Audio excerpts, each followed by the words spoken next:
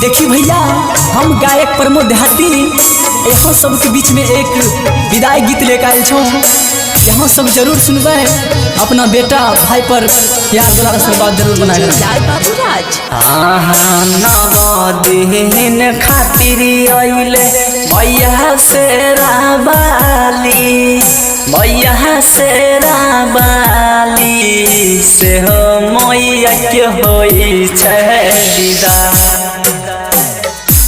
हाँ से हो मैया के होई छै विदा। सातोर बहिनियों के भैरव छोटा भैया, भैरव छोटा भैया से हो भैया संग लागल जा। हाँ हाँ से हो भैया संग लागल जा।